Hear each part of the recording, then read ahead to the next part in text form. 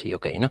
Bueno, muchas gracias. Bueno, lo primero de todo, muchísimas gracias a la organización por, por contar conmigo en esta edición. Muchas gracias tanto a Yolanda como a ti, Gemma, que estáis ahí detrás tantas horas, recibiéndonos a todos siempre con una sonrisa y bueno, que estáis haciendo una labor ahí tremenda, ¿no? Bueno, pues yo la ponencia que voy a presentar se trata sobre todo gira en torno sobre todo a un caso práctico de una intrusión en un sistema y luego su análisis posterior, ¿no? Realmente mi idea original era presentarlo en forma de taller, pero bueno, después ya os comentaré, se me iba muchísimo, se me iba casi hacia las 3 horas. Entonces, bueno, lo que es la parte del caso práctico, bueno, pues tendrá que estar enlatada. Salgo un poco de mi zona de confort porque no me gusta, pero Te voy a bueno. molestar un poquito para que te alejes un pelín el micro de la boca porque suena mucho puff, puff, puff y es un poco ¿Sí? desagradable, pues si no para los que los Ahí, escuchan. mejor así. Le bajo un poquito de ganancia a lo mejor. ¿Mejor así? Yo creo que sí, perfecto. Sí. Gracias. Vale, ok. Bueno, pues antes de empezar con el caso práctico, hablar un poquito de dónde viene esta presentación, ¿no? Esta idea de presentar este caso. Yo, bueno, aparte de un apasionado de la ciberseguridad, soy ante todo ponente, docente, ¿vale? Llevo casi 12 años en el mundo de la docencia, principalmente relacionado con temas de ciberseguridad. Y en el último año, sobre todo, gracias a la aparición de los nuevos cursos de especialización en el ámbito de la formación profesional, bueno, pues el centro en el que estoy yo impartiendo clase fue uno de los elegidos para dar el curso de especialización en ciberseguridad en entornos de tecnologías de la información, ¿no? Entonces, yo sí me doy cuenta, después de tantos años de experiencia, que viniendo un poquito en los últimos años de la parte de formación más ofensiva, sobre todo hablando de la parte práctica, de la formación práctica. Sí que encuentro ciertas ocasiones una cierta ruptura entre la parte práctica cuando estás enseñando competencias más ofensivas. Sí que encuentro una cierta ruptura respecto a las capacidades después defensivas, ¿no? Y me explico. Creo que perdemos cierta capacidad cuando desligamos un poco los dos ámbitos, ¿no? Yo, por ejemplo, me acuerdo ya hace, pues a lo mejor 10 años o 11 años, me acuerdo cuando explicaba temas relacionados con antivirus. Bueno, me acuerdo que los alumnos, bueno, pues se lo tomaban así un poquillo a la ligera, ¿no? Del por qué porque a mí no me va a pasar nada, tal, ¿no? Pero, sin embargo, en el momento que hacías con ellos, creabas con ellos un troyano sencillito, infectabas las máquinas con las que estábamos dando clase, entonces en ese momento tomaban conciencia, ¿no?, de la importancia de esas medidas defensivas, esas medidas de bastionado, ¿no? Entonces, esa es un poco la reflexión que quiero hacer, que en la medida de lo posible aporta muchísimo el poder vincular casos prácticos ofensivos con casos prácticos defensivos. Otro ejemplo que me pasó ya como alumno el año pasado, haciendo un curso de bastionado de sistemas Windows. El ponente, arquitecto de seguridad de Microsoft, muchísimo conocimiento de la materia, pero los ejercicios prácticos que hacíamos se basaban normalmente siempre en configurar las 1001 características que ofrecen los Windows Servers y el directorio activo, y nunca hacíamos ninguna parte de qué pasa si. ¿Vale? Es decir, por ejemplo, característica de usuarios protegidos, que en teoría una de las propiedades que tiene es que permite que los usuarios que formen parte de ese grupo no pertenezcan los hashes de sus contraseñas en la memoria RAM, ¿no? Bueno, pues simplemente quizá una práctica de utilizar, por ejemplo, Mimikatz, que es facilito de utilizar para ver qué pasa cuando están disponibles esos hashes en memoria y qué pasa cuando activas la característica de usuarios protegidos y desaparecen esos hashes de memoria, ¿no? Estoy seguro que a día de hoy, si hubiera hecho esa práctica, me acordaría precisamente de esa característica más que cualquiera de las otras que he configurado, ¿no? Entonces, vaya por delante, antes de empezar con el caso práctico, esta reflexión como docente, ¿no? Y de hecho, la preparación del caso práctico al final gira un poco en torno a eso, ¿no? Vamos a hacer una primera parte de intrusión en un sistema, sencillito por los condicionales del tiempo, y luego, sin salirnos de ese sistema, vamos a hacer la adquisición, mostrar cómo sería una adquisición rápida de evidencias, y luego vamos a hacer el análisis. Todo corrido en el mismo sistema. ¿Vale?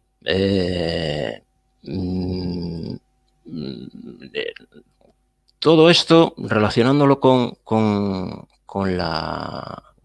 el tema principal del Congreso, ¿no? Que es el ciclo de inteligencia, buscando un poquito de cómo relacionar el caso práctico y el análisis que vamos a hacer con todo ello.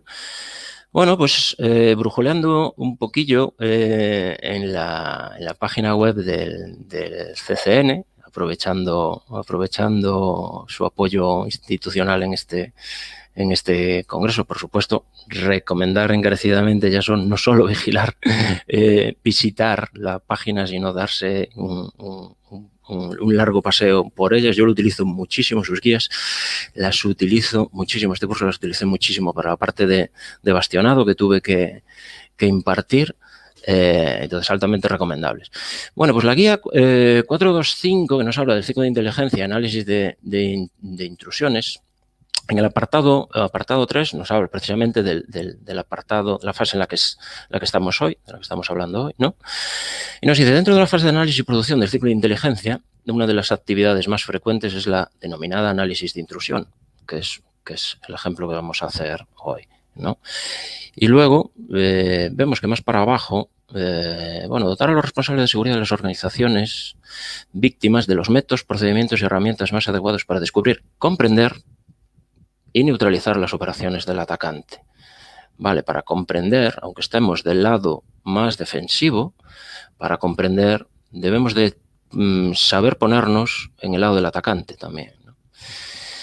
Bueno, esta guía nos habla de un modelo que es el modelo de diamante, que se rige por una serie de eventos, viendo lo que nos pone de cada uno de estos eventos.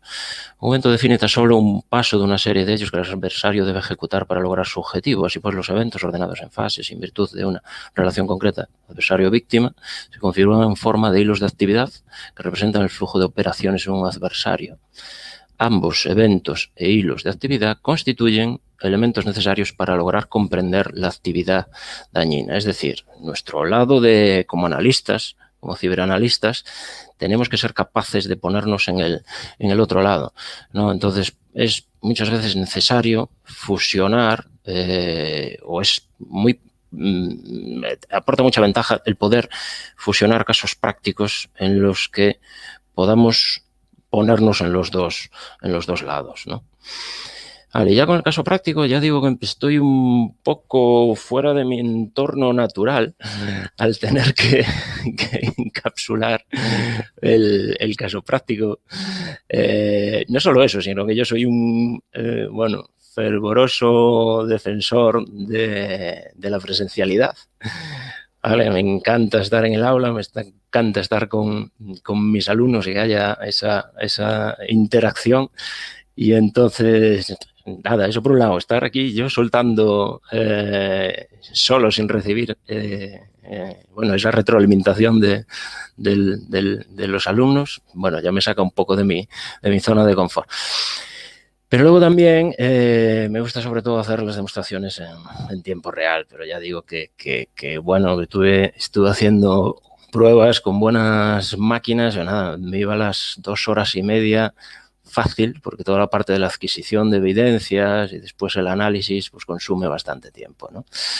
Bueno, pues lo que vamos a ver, primero vamos a hacer la intrusión, bueno, ver cómo se haría la intrusión en un sistema sencillito, muy resumido, ¿vale? De hecho, si hay alguno de mis alumnos por ahí escuchando, van a ver, ojalá nos pusieras estos casos prácticos tan simplificados, ¿no? Luego haremos una adquisición de evidencias sobre ese sistema, las analizaremos y luego veremos si, una vez analizadas, nos coincide la línea temporal que vamos a crear con lo que hemos hecho nosotros, ¿no? Bueno, este sería un poco el escenario, ¿no? Un escenario muy sencillito. Vamos a utilizar como máquina víctima una máquina Ubuntu Server que va a tener corriendo múltiples servicios, una máquina ya un poco antigua. Y concretamente es una distribución Metasploitable 3 que, para quien no la conozca, pues son distribuciones ya que están creadas con múltiples servicios, con múltiples vulnerabilidades. Entonces, a efectos docentes están genial, sobre todo para las primeras fases, a lo mejor, en que te metes en un tema nuevo y no quieres demasiada complejidad técnica, porque la irás aumentando posteriormente, ¿no? Entonces, para trabajar con máquinas que tienen múltiples vulnerabilidades, pues esto está genial, ¿no? Porque la misma máquina nos va a permitir hacer múltiples intrusiones distintas, aprovechar técnicas de intrusión distintas, exploits distintos, siempre trabajando con la misma máquina, ¿no? Bueno, la intrusión la haremos, como no, con una máquina Kali Linux, ¿vale? Utilizando Nmap y Metasploit. Y una vez concluida, haremos una pequeña escalada de privilegios, abriremos alguna puerta trasera para garantizar los accesos futuros.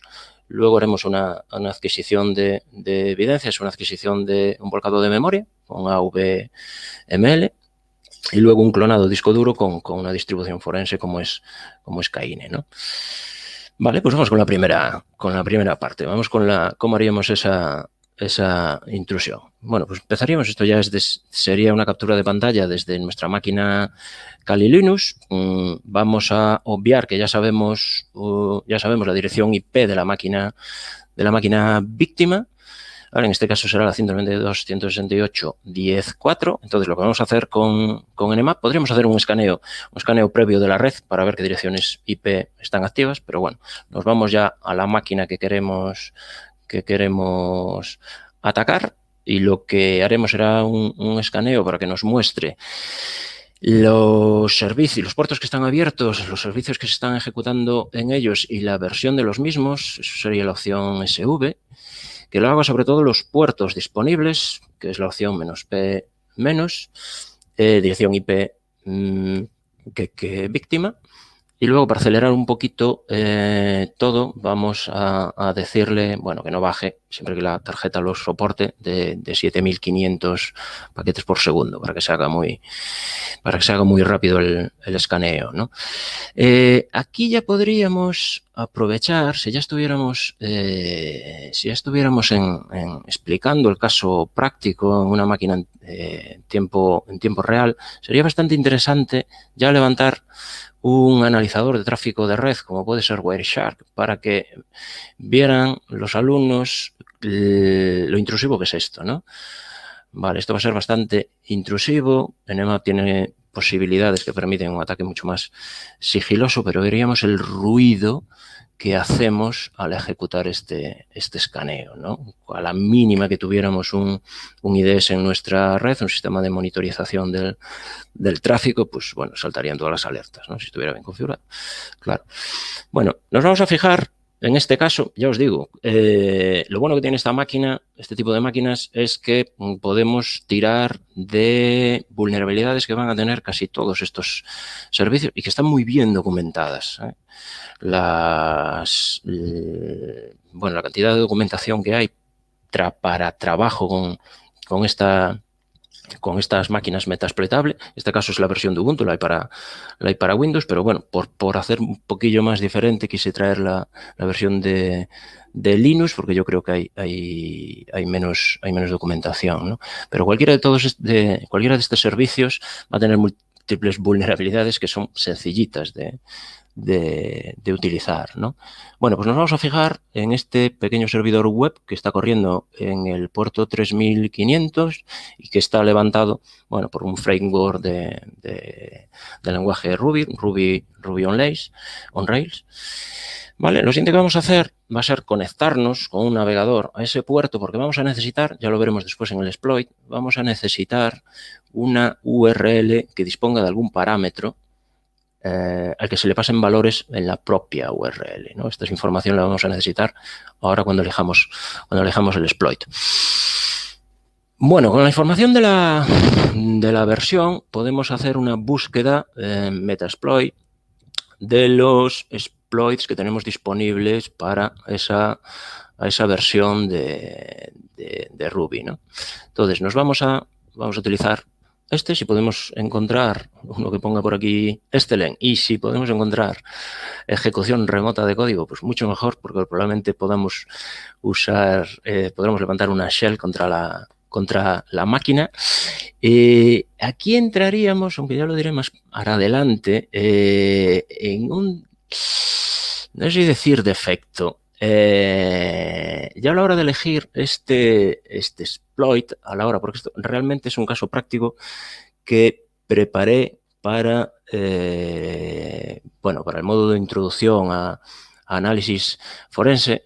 Entonces, lo que tratas de preparar es una máquina con evidencias perfectas, por decir así. Vale, antes de probar este exploit, pues probé otros que no funcionaron o no conseguía, una shell clara para poder utilizar. Entonces me di cuenta que eso genera muchísimo ruido, que después a la hora de analizarlo es muy complicado. Si has hecho tú la intrusión y luego haces el análisis, vas a reconocer probablemente ese ruido y eso te va a aportar muchísimo. Pero si no has hecho tú la intrusión y tienes que hacer el análisis, te va a crear muchísima complicación. Entonces, lo que tendemos muchas veces es a simplificar todo, hacer todo muy limpito a la hora de hacer los casos prácticos. Pasa también mucho en los retos CTF, ¿no? Que están las cosas normalmente bastante claras y poco ruido, para que te sea más fácil. Pero realmente la pregunta es, ¿un atacante lo iba a hacer tan limpio? Entonces, estamos haciendo casos prácticos que están quizá demasiado perfectos, ¿no? Entonces, si el alumno es el que hace el caso práctico, se va a equivocar, lo mismo que me equivoqué yo al usar los distintos exploits, va a generar ruido y cuando esté haciendo ese análisis se va a dar cuenta y eso es muy enriquecedor, ¿vale? Bueno. Vale, lo siguiente, configuraremos el exploit con los parámetros adecuados. Fijaros lo que os decía, necesito la URL que voy a utilizar y el parámetro, la variable que teníamos antes, ¿no? Que aparecía en la URL, la que recibía ese parámetro por la URL, ¿no? Lo ejecutamos y, si hay suerte, pues conseguiremos una shell, ¿vale? Aquí el típico mensajito de Metasploit que te hace esbozar una sonrisa, ¿no? Cuando consigues una sesión abierta y una shell. Vale, es una shell SH, es un poco primitiva, no tiene prong, es un poquito así arisca, pero bueno, es una shell. Estoy dentro de la máquina. Primer comando que se suele utilizar cuando se consigue un acceso a una máquina, cuando realizas la intrusión. Demasiado típico ya. Vale, yo creo que ya no sé, como es tan típico, ya no se utiliza tanto. Que es saber, juegan ahí, saber con qué usuario. Vale, tengo una shell, estoy dentro de la máquina, pero ¿quién soy? Y en este caso soy el usuario Chihuahua, que, buscando un poquito más de información, parece que es un usuario sin demasiados privilegios, ¿no? Por los grupos a los que pertenece. Aunque bueno, este Docker de aquí podría dar juego, pero bueno, ahora lo dejamos ahí. Entonces, ¿qué es lo siguiente que tengo que hacer o que quiero hacer? Voy a hacer una escalada de privilegios, ¿no? Voy a ver si en vez de ser el usuario Chihuahua consigo ser un usuario administrador, ¿no?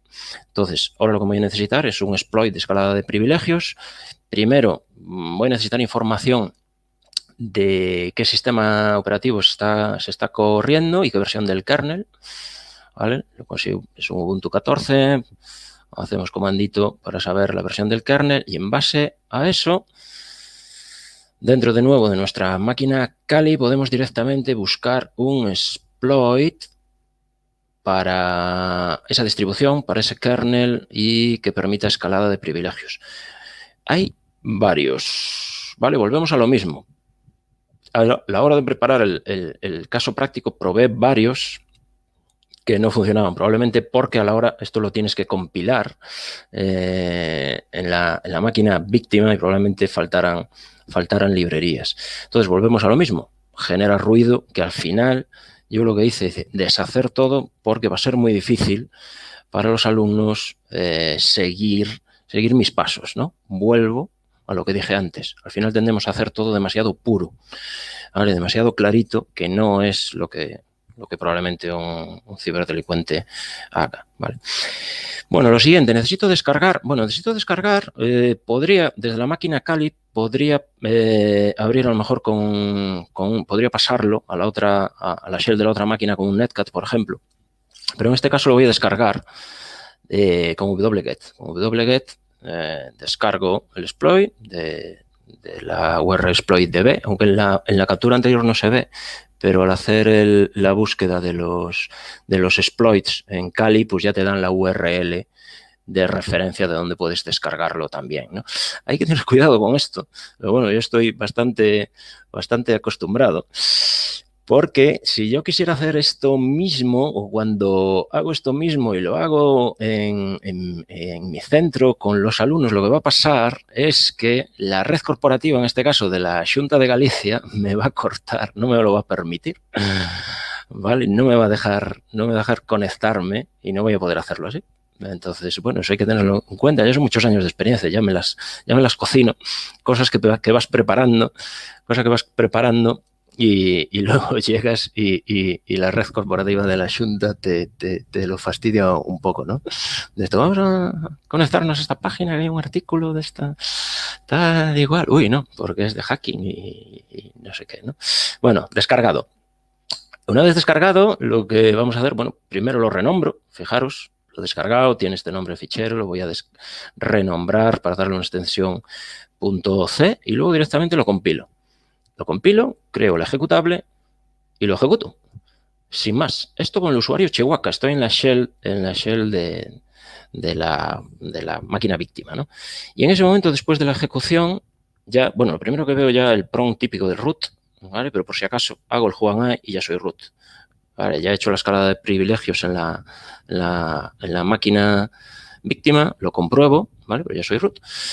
Lo siguiente que vamos a hacer es abrir alguna puerta, hacer persistencia en el sistema, o que más que persistencia, permanencia, porque muchas veces el término persistencia se entiende, bueno, normalmente se vincula más a inyección de un proceso en la fase de arranque de la máquina. Entonces, voy a abrir una puerta trasera para garantizar que pueda acceder, volver al sistema cuando lo necesite, aunque el sistema esté parcheado, porque acabamos de utilizar una vulnerabilidad. Si el sistema estuviera correctamente actualizado, no lo podría volver a utilizar, ¿no? Entonces, necesito abrir alguna puerta trasera. Lo que vamos a hacer es habilitar un usuario. Aquí está, accedo al listado de usuarios, y lo que voy a hacer es habilitar un usuario del sistema, que en principio no es un usuario con el que se pueda hacer login, ¿vale? Estos son los usuarios que instalan los distintos servicios del sistema. No tienen contraseña, no tienen no son usuarios interactivos, ¿vale? Son usuarios del sistema, pero puedo habilitarlos, ¿vale? ¿Cómo lo hago? Bueno, soy root. Lo que voy a hacer es crearle una contraseña. Voy a crearle una shell de inicio, ¿vale? Pues no tiene shell, por lo cual no tiene dónde arrancar. Y luego lo voy a añadir al grupo sudo para que pueda adquirir permisos de superusuario, ¿no? Entonces, eso es lo que haría. Y luego, finalmente, voy a comprobar que puedo utilizar ese usuario recién habilitado para establecer una conexión remota mediante SSH. Una vez comprobado, ¿vale? Bueno, desde otra terminal en la máquina Kali Linux, ya es una conexión SSH normal, y voy a comprobar también que puedo hacer sudo, por lo cual me puedo convertir en superusuario, ¿vale? Y aquí lo voy a dejar. Normalmente también lo que se suele hacer, bueno, lo que suelo hacer yo también, en aquellas máquinas que tienen un servidor web, es muy sencillito subir una web shell para garantizar otra posibilidad para entrar remotamente en el sistema. Servidor web, ficherito, PHP, con una web shell, y entonces a través del navegador web podría interactuar también con el sistema. Vale, pero para no complicarlo más, lo vamos a dejar ahí. Ok, vale, pues ya he acabado mi intrusión, ¿no? Vale.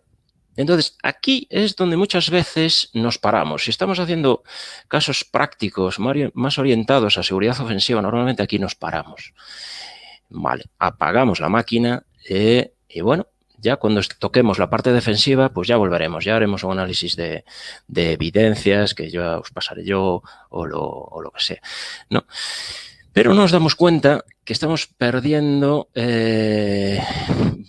estamos perdiendo una máquina que tiene muchísimas capacidades que nos va a permitir mejorar nuestras capacidades de aprendizaje, ¿vale? Y en el momento que perdemos la memoria RAM de la máquina, estamos perdiendo muchísima información. Y es una pena, sobre todo si lo han hecho los alumnos. Si lo han hecho los alumnos, este caso práctico, bueno, yo no digo que se pueda, claro, que no se puede hacer. Los contenidos son como son y los currículos son como son, y yo más que nadie lo sé. Vale, pero alguna vez ir un pasito más para allá y dice, vale, acabamos de hacer la intrusión, pero vamos a ver qué hemos dejado en nuestro sistema, ¿vale? Para poder comprender, ponernos en la mente del atacante para ver cuánto qué rastro hemos dejado en nuestro sistema operativo, sin ningún sistema de monitorización ni nada, a nivel de los artefactos del sistema operativo, ¿no? Entonces, eso es lo que vamos a hacer. Vamos a hacer entonces una rápida adquisición de evidencias sobre esa máquina. No la hemos apagado, esa máquina, por lo cual conservamos la memoria RAM, que es importantísimo disponer de ella para hacer un análisis de intrusión. Entonces, en este caso, entramos en la máquina ya como usuarios normales, como usuarios con permisos de administración, y lo que vamos a hacer es un volcado de memoria. Tradicionalmente se hacía con la inserción de un módulo en memoria, era bastante intrusivo. Los volcados de memoria en sistemas Linux eran un poquillo intrusivos, y eso va un poco en contra de cualquier forense o cualquier análisis de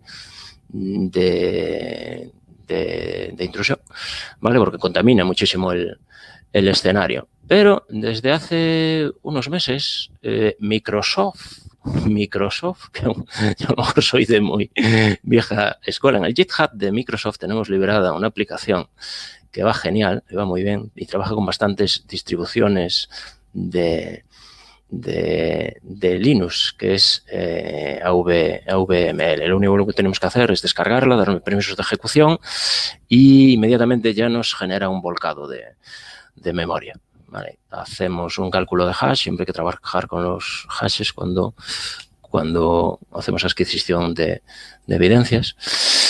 Vale, apagamos la máquina, arrancamos con una distribución forense, en este caso Kaine, pero bueno, puede ser cualquier otra. Principalmente lo que nos va a dar las distribuciones forense es que van a arrancar en modo todos los sistemas de ficheros en modo lectura. Tenemos la tranquilidad de trabajar en modo lectura, entonces podemos hacer el volcado. En este caso lo vamos a hacer a no un clonado de disco directo, sino una imagen de disco. ¿Vale?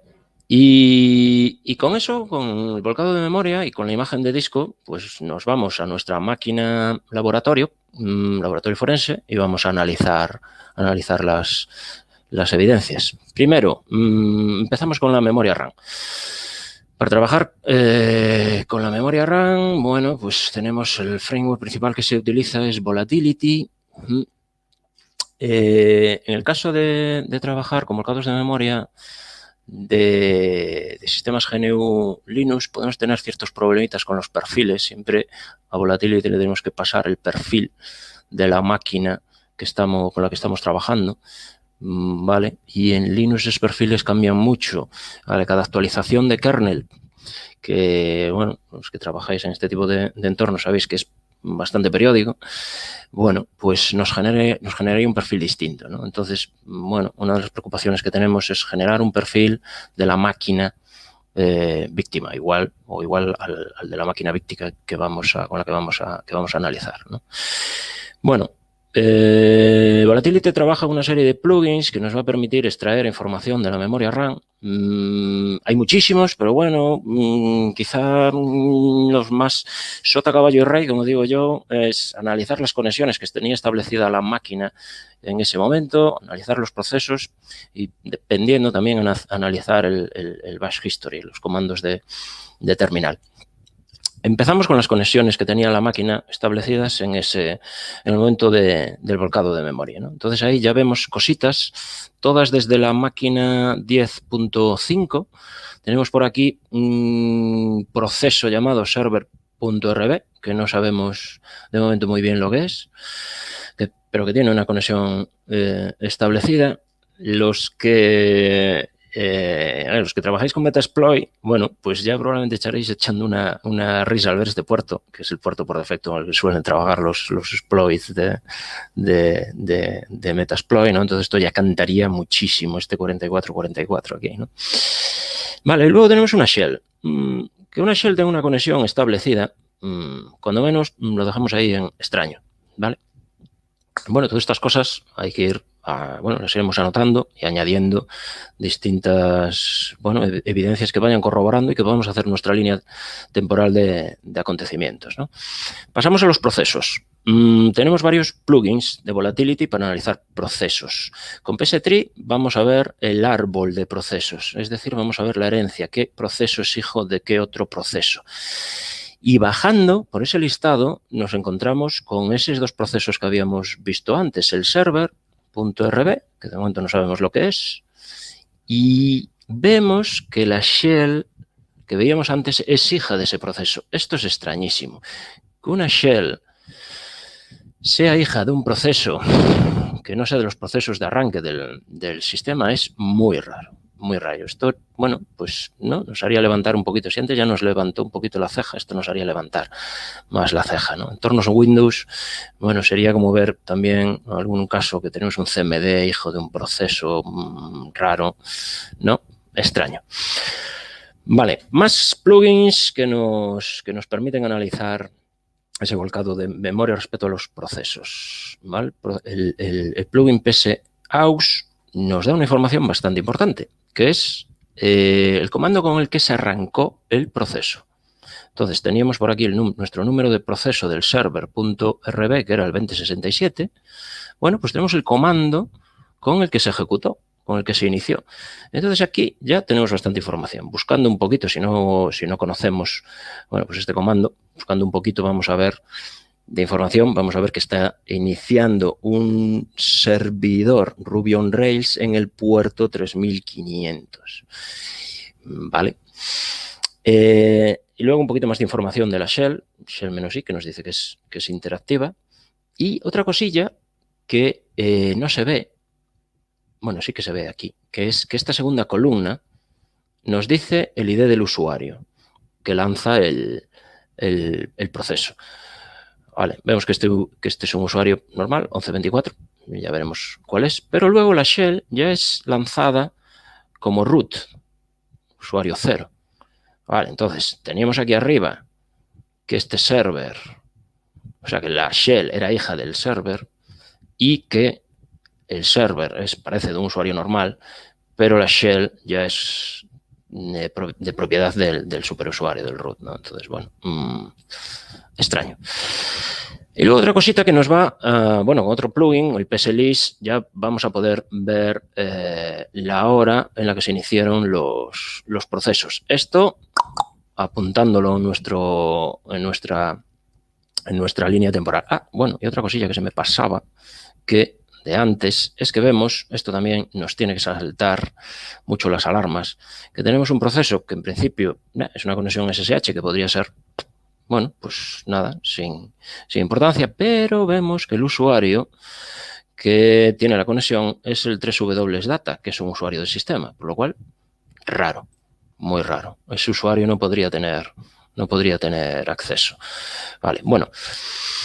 Pasamos ya al análisis de disco. Dejamos ahí, podríamos hacer muchas más cosas en el análisis de memoria, pero vamos ya a las bueno, ya hago las capturas de las cosas muy concretas.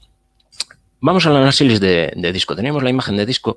Voy a saltarme todo el proceso de montar esa imagen en nuestra máquina. En principio, no suele dar demasiado problema, siempre y cuando no estemos trabajando con unidades lógicas en Linux, las VLM, que en este caso sí, entonces el montaje es un poquillo más complicado, pero bueno, hay mucha información de cómo montar ese tipo de unidades. Lo voy a saltar, ¿vale? Para ir concretando dónde están esos artefactos, esas evidencias, ¿no? Vale, vamos con ficheros de log. Habíamos visto que teníamos ahí algo relacionado con la aplicación, bueno, con el servidor web de Ruby on Rails. Buscando un poco de información, vamos a buscar, bueno, dónde se almacenan los logs relacionados con las aplicaciones que se ejecutan en ese servicio, ¿no? Y en este caso concreto, bueno, pues cuelgan de bar log, que es lo típico, pero luego de AppStart y luego estaría el log para cada aplicación. Viendo ya las fechas, o sea, los timestamps de inicio del proceso que teníamos antes, y si nos vamos a ese log, vemos algo ya bastante extraño, ¿no? Que es este parámetro de aquí que, bueno, todos aquellos que les gusten los retos CTF de criptografía, bueno, van a reconocer rápidamente como que es una codificación en base 64, ¿no? Esto es un poco extraño. Hay una petición GET con un codificado en base 64 a esa hora precisa. Bueno, lo que tenemos que hacer inmediatamente es coger esa cadena, irnos a alguna herramienta que nos la decodifique. Eso, los amantes de los retos CTF seguro que, bueno, conocen de sobras esta página web que es Cyberchef. La ponemos y decodificamos. E inmediatamente encontramos un trozo de código y otra cadena que parece también base 64. Si cogemos este trozo de código y hacemos Google, bueno, googleamos un poco, consultamos a San Google, enseguida nos va a llevar, ¿vale?, las primeras entradas a que está relacionada con este CVE, ¿vale?, con esta vulnerabilidad que efectivamente es la que explotó nuestro exploit, ¿vale? Entonces ya tenemos ahí, bueno, una evidencia de que se ha ejecutado un código relacionado con una vulnerabilidad en nuestro servidor Ruby on Rails. Y si cogemos la otra cadena resultante y la volvemos a decodificar, lo que vamos a obtener es precisamente el payload que abre la shell inversa. Vemos ahí nuestra IP, la IP de nuestra máquina atacante. ¿Vale? Mucha información. Vamos con el análisis de los timestamps de nuestro sistema de ficheros. El análisis de los timestamps es importante porque normalmente cuenta todo lo que ha sucedido en nuestro sistema de ficheros. Es el equivalente, los que conozcáis Forense en Windows, un poco el equivalente al análisis de la MFT y del journal, ¿no? Que nos da un buen análisis de eso, es como un libro abierto, nos dice todo lo que ha pasado en el sistema. Bueno, pues este sería un poco el equivalente. Voy a utilizar un par de herramientas del paquete Sleuthkit, ¿vale? Que es de herramientas forense, todo disponible en las distribuciones de Ubuntu, software libre, ¿vale? Y lo que voy a hacer es, a partir de la imagen, generar un CSV con todo el sistema de ficheros y con el timestamp del sistema de ficheros. Normalmente los timestamps, las marcas de tiempo, son 4, que es el tiempo del último acceso, el tiempo de creación del fichero, el tiempo de modificación y el de modificación de metadatos. Modificación de metadatos, por ejemplo, cuando cambias el propietario de un fichero, ¿no? Bueno, y vamos a empezar a analizarlo. Vale, fijaros que ya le doy para que genere todos los timestamps a partir de la hora que ya he visto que tenemos esa vulnerabilidad explotada. Vale, cositas que ya voy encontrando. Voy encontrando la ejecución del comando whoami. ¿Cómo lo sé? Porque tengo el tiempo de acceso, la marca temporal de acceso. Con esto hay que tener cuidado porque una de las propiedades con las que se suelen montar los sistemas de ficheros en Linux es con el flag relatime. Esto es por motivos de rendimiento y una de las cosas que hace respecto a los tiempos de acceso es que solo va a guardar los que se actualizan en las últimas 24 horas. ¿Quiere esto decir que si yo, después de esta marca temporal de aquí, bueno, si yo, cualquier usuario de este sistema, vuelve a ejecutar el whoami, no va a quedar reflejada? No va a quedar reflejada hasta las próximas 24 horas. Entonces, estas cosas siempre hay que cuidar, hay que tomarlas con cuidado. A poder ser, deben de ser confirmadas con algún otro tipo de evidencia o de otro artefacto, ¿no? Pero en el caso de comandos que no son de uso común, bueno, pues nos puede ser bastante útil, ¿no? Entonces ya vemos ahí nuestro whoami, ¿os acordáis? Cuando decimos el whoami, nada más explotar, entrar en el sistema. Vale, pues ahí lo tenemos, ¿no?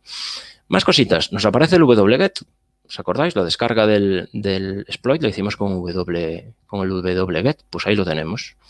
Wget, ¿vale? También acceso, ¿vale? Un poquito después, 1846. Y luego más para abajo tenemos una marca de creación, de birth, de nacimiento de estos dos ficheros. Esto quiere decir que aparecen esos ficheros ahí en el sistema. Y fijaros en las marcas temporales 184606, 284607, prácticamente en el mismo segundo, ¿no? Entonces, bueno, podríamos vincular ese wget con la aparición de cuando menos del primer fichero. El segundo aparece porque hemos renombrado este primero, ¿no? Entonces aparece aquí. Más cosillas. Después, la ejecución de GCC, ¿vale? De nuestro compilador. Ahí lo tenemos, ¿vale? Tenemos, además, fijaros, en el mismo segundo, tenemos la ejecución del compilador, el acceso al ficherito, el exploit.c, y luego nos aparece la creación, aquí, el birth, del ejecutable. ¿Vale? Ahí lo tenemos. Seguimos apuntando todo esto, ¿no? Continuamos y lo que tenemos es una marca de acceso, por lo cual puede implicar la ejecución de ese ejecutable que se acaba de generar. Y inmediatamente después, bueno, más tarde, ¿vale? Aquí sí que tenemos un lapso de tiempo, nos aparecen los comandos de modificación del usuario www.data. De momento no sabemos, ¿vale?, que se ha modificado, pero sabemos que hay una ejecución de passwd y hay una modificación de los ficheros asociados a ese comando, ¿no? Luego el comando para modificar la shell y la modificación de los ficheros asociados, y luego el de los grupos, cuando añadimos al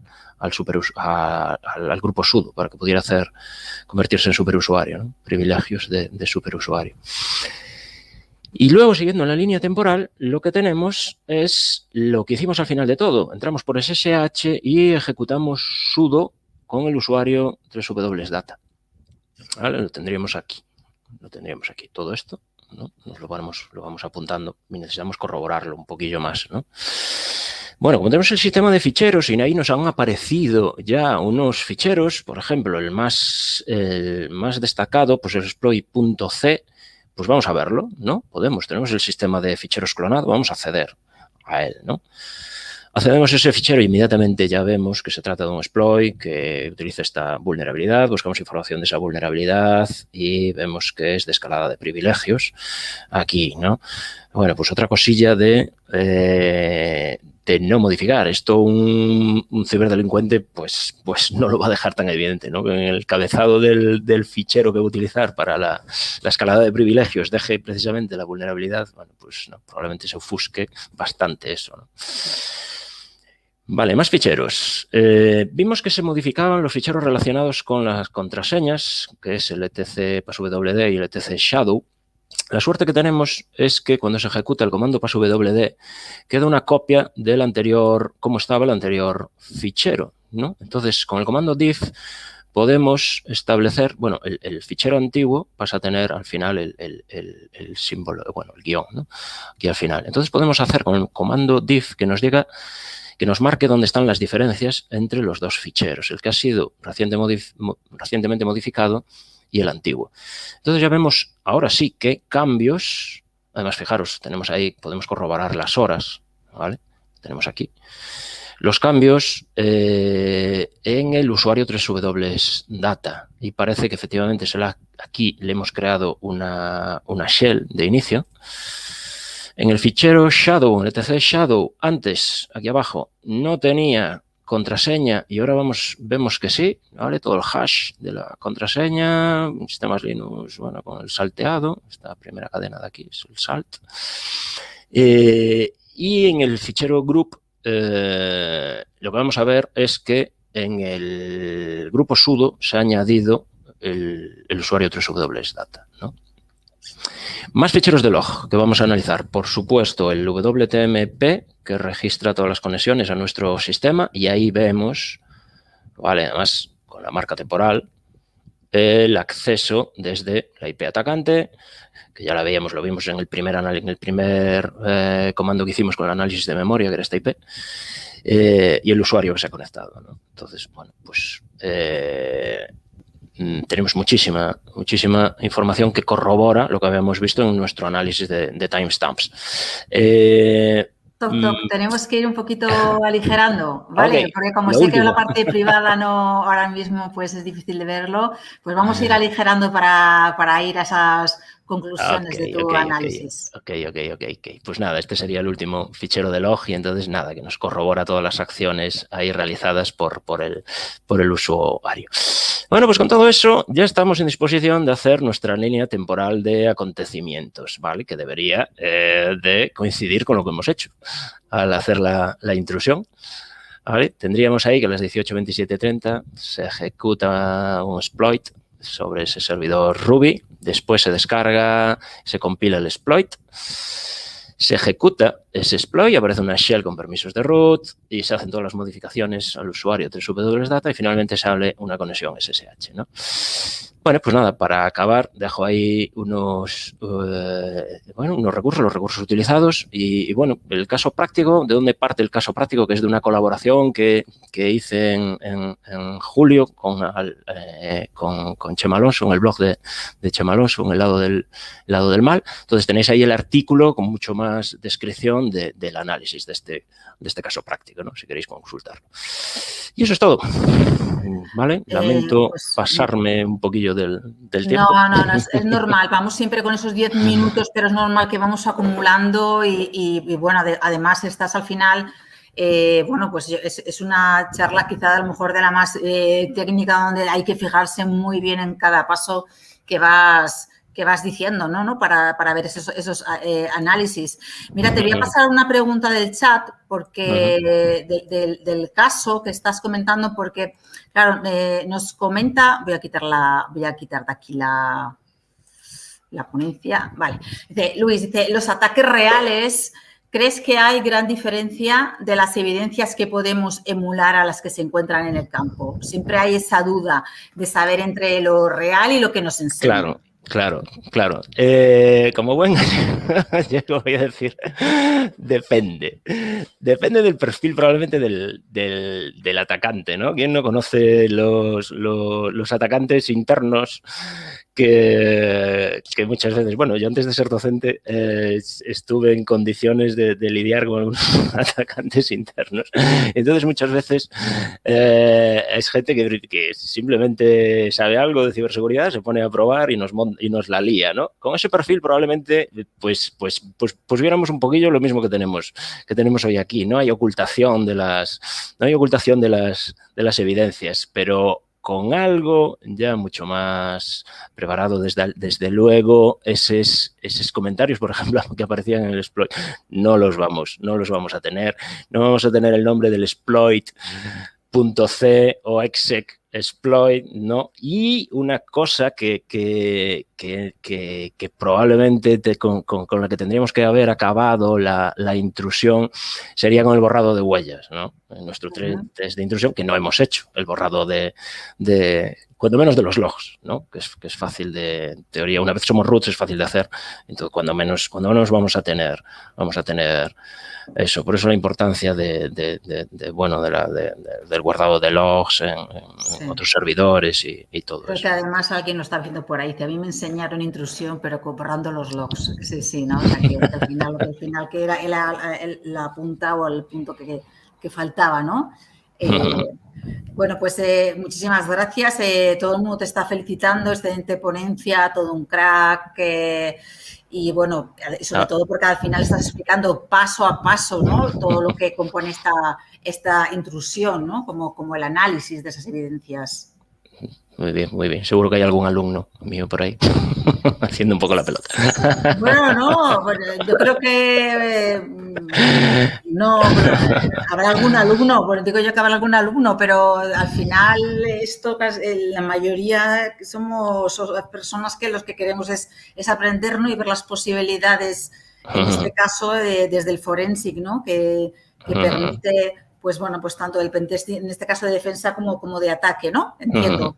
Ahí, la importancia de esa correlación en los casos. Aporta muchísimo. Yo como docente, bueno, siempre que se puede hacer, es difícil, también lo reconozco que es difícil, porque muchas veces las capacidades ofensivas están separadas en el currículum de las defensivas y es difícil.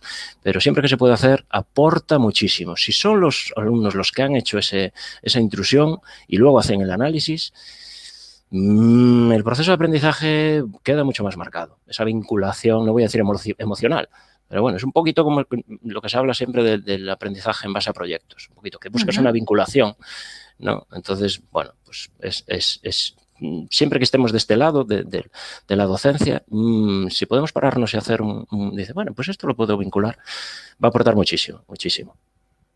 Pues Andrés, lo dicho, muchísimas gracias por tu participación en nombre de Intelcom. Como estabas hablando antes, además de los que le gustan las criptografías, ¿no? Para el caso, además de... Pues el CTF, no sabemos a qué se van a enfrentar, bueno, pero que sepan que a partir del lunes se van a poder enfrentar precisamente a todos esos retos y quién sabe si una de esas cosas será precisamente pues saber la criptografía, ¿no? Que creo que era lo del 64, ¿no? Que has dicho. El base 64. El 64, que no, que había varios. Yo sé muy poquito, ¿no? Pero sí se digo, a ver si pueden definir y luego lo pueden transformar y saber cuál es el mensaje. Pues lo dicho, muchas gracias, ha sido muy interesante la ponencia. Hasta siempre. Muchísimas gracias a vosotros.